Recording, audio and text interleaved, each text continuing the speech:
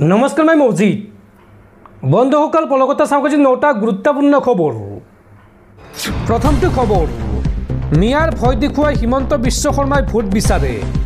মিয়াৰ কথাহে কৈছে, কিন্তু অসমীয়াৰ বাবে কি কৰিছে? বিজেপিৰ বিৰুদ্ধে এইবাৰ সৰব হৈ পৰিছে অসম জাতীয় পৰিষদৰ নেতা ৰাজেন গোহাঁই।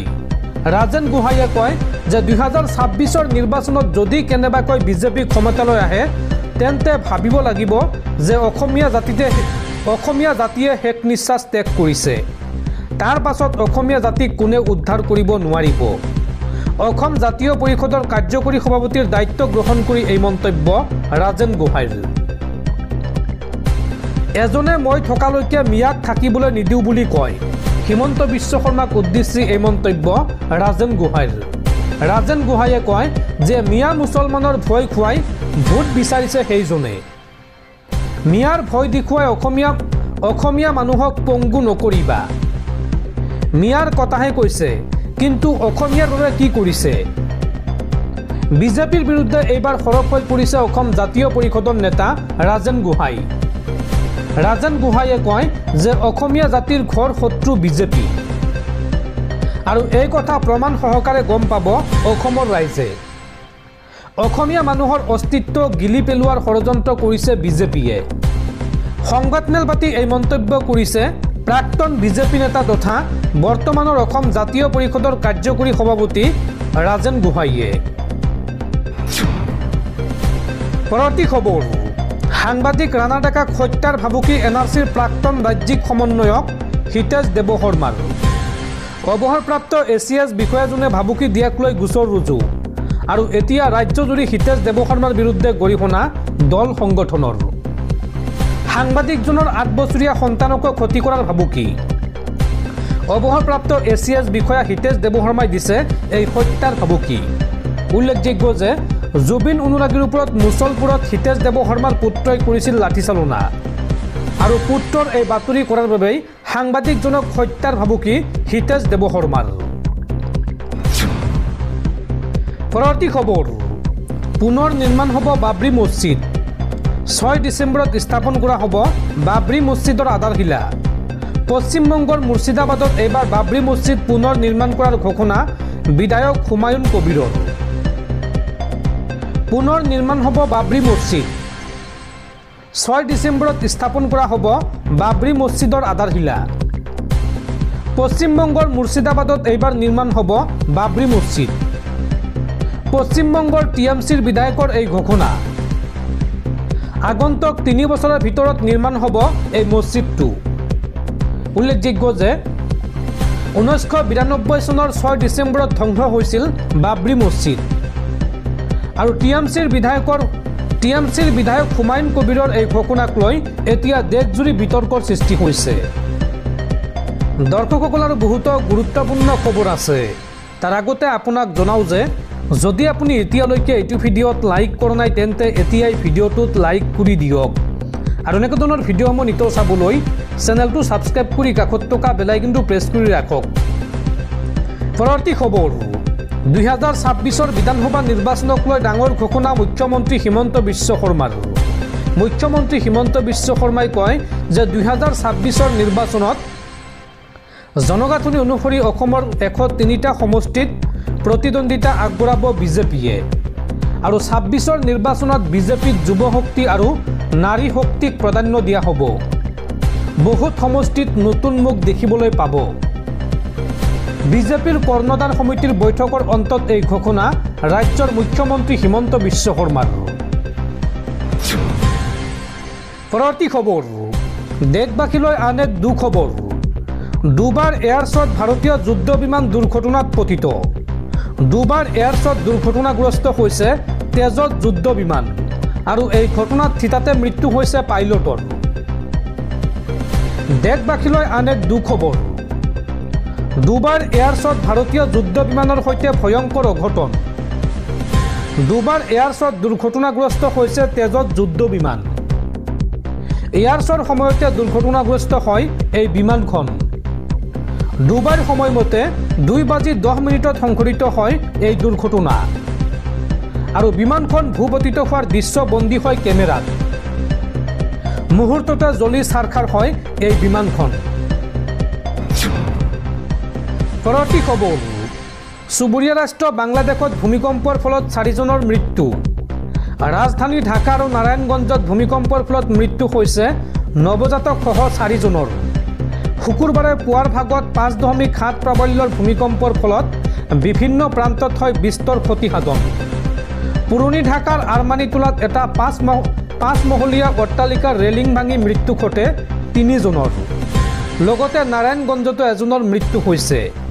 উল্লেখযোগ্য যে এই ভূমিকম্পই বাংলাদেশৰ লগতে অসমতো জোকাৰি গৈছে বা অসমকো জোকাৰি গৈছে।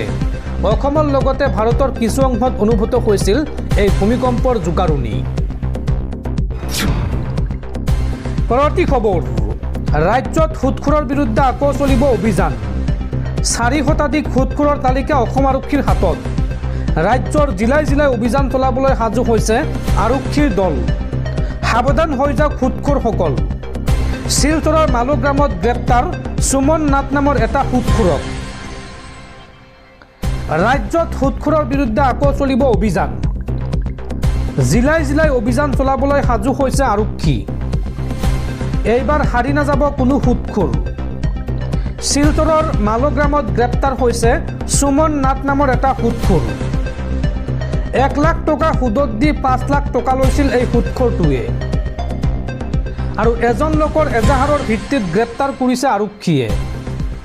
আৰু ইতিমধ্যে অসমৰ 4 শতাধিক সুদখোৰৰ তালিকা প্ৰস্তুত কৰিছে আৰক্ষীয়ে। আৰক্ষীৰ হাতত আহি পৰিছে এই তালিকা। টকা সুদত দি হাৰাশাস্তি কৰা কোনো সুদখোৰ হাৰি নাযাব। অসম আৰক্ষীয়ে এটা এটাকৈ গ্ৰেপ্তাৰ কৰিব। পৰৱৰ্তী খবৰ, মুছলমানক বাদ দি কেতিয়াও আগবাঢ়ি যাব নোৱাৰে ৰাজ্য। মুখ্যমন্ত্ৰী হিমন্ত বিশ্ব শৰ্মাৰ বিৰুদ্ধে পুনৰ গৰজি উঠিল সংখ্যালঘু ছাত্ৰ সংগঠন আমছু। মুছলমানক বাদ দি কেতিয়াও আগবাঢ়ি যাব নোৱাৰে ৰাজ্য। ক্ষমতাৰ ৰাগিত বলিয়ান হৈ মুছলমানৰ ওপৰত অত্যাচাৰ কৰিছে মুখ্যমন্ত্ৰীয়ে। ভাৰতৰ ভিতৰত আটাইতকৈ মিছলীয়া মুখ্যমন্ত্ৰী হৈছে হিমন্ত বিশ্ব শৰ্মা। হিন্দু মুছলমানৰ ৰাজনীতি কৰি গাদী হেৰুৱাব গৈ আছে মুখ্যমন্ত্ৰীয়ে। মুছলমানৰ পৰা মুখ্যমন্ত্ৰীয়ে কাঢ়ি নিছে মৌলিক অধিকাৰ। মুছলমানক অত্যাচাৰ কৰি হিন্দুৰ প্ৰিয়ভাজন হ'ব বিচাৰিছে মুখ্যমন্ত্ৰীয়ে। মুখ্যমন্ত্ৰী হিমন্ত বিশ্ব শৰ্মাৰ বিৰুদ্ধে এইদৰে গৰজি উঠিল সংখ্যালঘু ছাত্ৰ সংগঠন আমছু। পৰৱৰ্তী খবৰ, চৰকাৰী হাস্পাতালৰ পৰা চিকিৎসকে আপোনাক ঔষধ কিনিবলৈ দিছে নেকি? যদি দিছে তেন্তে এতিয়াই দিয়ক অভিযোগ। চৰকাৰী হাস্পাতালত ঔষধ নাপালেই হোৱাটছএপত আপুনি দিব পাৰিব অভিযোগ। ৰাজ্য চৰকাৰৰ নতুন নিয়ম অনুসৰি এতিয়াৰ পৰা চৰকাৰী চিকিৎসকে বাহিৰৰ পৰা ঔষধ কিনিবলৈ দিব নোৱাৰিব। সকলো ঔষধ হাস্পাতালৰ পৰা বিনামূলীয়াকৈ দিব লাগিব ৰোগীক। আপোনাক চিকিৎসালয়ৰ পৰা ঔষধ দিয়া নাই নেকি? চৰকাৰী হাস্পাতালত ঔষধ নাপালে আপুনি দিব পাৰিব অভিযোগ। চৰকাৰী হাস্পাতালৰ পৰা ঔষধ কিনিবলৈ যদি দিছে তেন্তে এতিয়াই দিয়ক অভিযোগ। দৰিদ্ৰক ঔষধ কিনিবলৈ দিব নোৱাৰিব চৰকাৰী চিকিৎসালয়ে। চিকিৎসকে ফাৰ্মাচীৰ পৰা দৰৱ আনিবলৈ ক'লেই পৰিব বিপদত। চৰকাৰৰ স্বাস্থ্য বিভাগে এই সন্দৰ্ভত মুকলি কৰিছে হেল্পলাইন নম্বৰ। আপুনি এতিয়াই লিখি ৰাখক এই হোৱাটছএপ নম্বৰটো। নম্বৰটো হৈছে 9864541430। চৰকাৰী চিকিৎসালয়ত উপলব্ধ ঔষধহে দিব লাগিব চিকিৎসকে। যদিহে আপোনাক বাহিৰৰ পৰা ঔষধ কিনিবলৈ লিখি দিয়ে তেন্তে লগে লগে সেই প্ৰেছক্ৰিপশ্যন ফটো মাৰি আপুনি এইটো হোৱাটছএপ নম্বৰত পঠিয়াই দিয়ক। তাৰ পিছতে সেই ডক্টৰ বা চিকিৎসকজনৰ বিৰুদ্ধে বিহিত ব্যৱস্থা গ্ৰহণ কৰিব ৰাজ্য চৰকাৰে।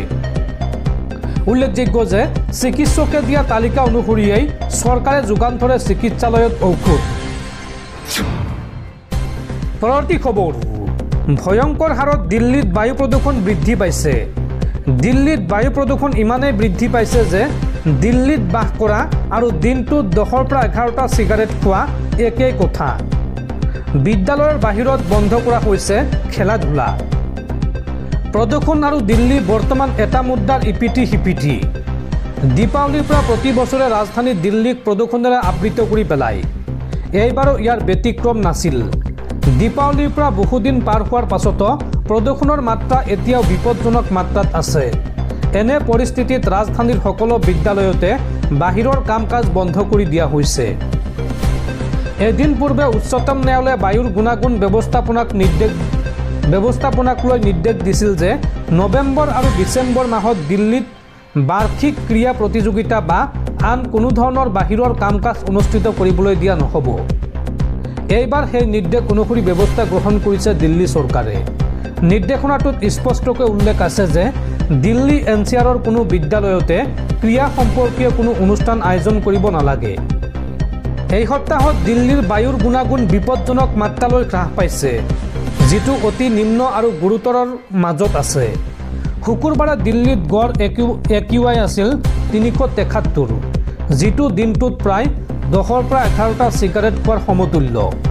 প্ৰসংগক্ৰমে দিল্লীৰ বতাহ বিষাক্ত হৈ পৰিছে দীপাৱলীৰ পৰা, আৰু সেইবাবে দিল্লী চৰকাৰে ক্লাউড চিডিঙৰ ব্যৱস্থা কৰিছে। শেহতীয়াকৈ ইয়াৰ পৰীক্ষাও কৰা হৈছিল, কিন্তু বৰষুণ হোৱা নাছিল। অৱশ্যে 3টা বিফল পৰীক্ষাৰ বাবে ইতিমধ্যে প্ৰায় 1.07 কোটি টকা ব্যয় কৰা হৈছে, কিন্তু লাভ একো হোৱা নাই। ইয়াৰ বিপৰীতে প্ৰদূষণ বাঢ়িছে। দেওবাৰৰ দিল্লীৰ বায়ুৰ গুণাগুণ অতি বেয়া স্তৰত আছিল। দিল্লীবাসীৰ চাহ উদ্যোগৰ অৱস্থা আৰু এই পৰিৱেশত বেমাৰ বাঢ়িছে, উদ্বিগ্নতা বাঢ়িছে। কিছুদিন পূৰ্বে দিল্লীৰ এটা অংশই ইণ্ডিয়া গেটৰ সন্মুখত প্ৰদূষণৰ বিৰুদ্ধে প্ৰতিবাদ সাব্যস্ত কৰিছিল, আৰু ইয়াৰে বহু কেইজনকো আটক কৰে আৰক্ষীয়ে। অনুমতি নথকা স্বত্বেও তাত প্ৰতিবাদ সাব্যস্ত কৰা বুলি অভিযোগ উত্থাপন কৰে আৰক্ষীয়ে।